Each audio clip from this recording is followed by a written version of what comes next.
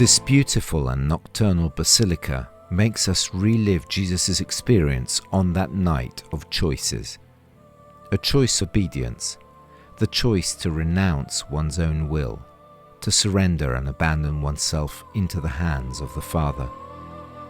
This is how Brother Paul Messina began his second Lenten meditation in the Basilica of Gethsemane, about the loneliness of Jesus in his prayer to the Father. Jesus asks, in that moment, not to leave him alone. It is beautiful because in that very moment of distress, he completely reveals himself and completely opens his heart, even in the most fragile part, and is not afraid to show himself to people. He does not want to face alone, but he asks for the closeness of his disciples, especially those 3 disciples who stood by him at the very moments when they could see his glory and contemplate his miracles more closely. In the center of the basilica is the stone, memorial of this episode in which Jesus understands and chooses, according to the will of the Father, to drink the cup of passion.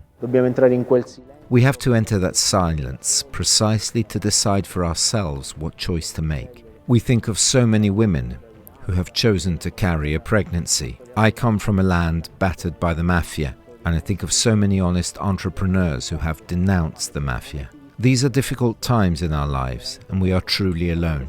But just if we enter into that silence and hear in that loneliness, we can hear the voice of the Father. Then precisely in the highest moment of our loneliness, we discover that there is a Father who accompanies us, who sustains us. Luke will say this through the image of this angel that is depicted here, of an angel who goes precisely to support Jesus' prayer and loneliness at that moment. The Father is near us if we let him draw near.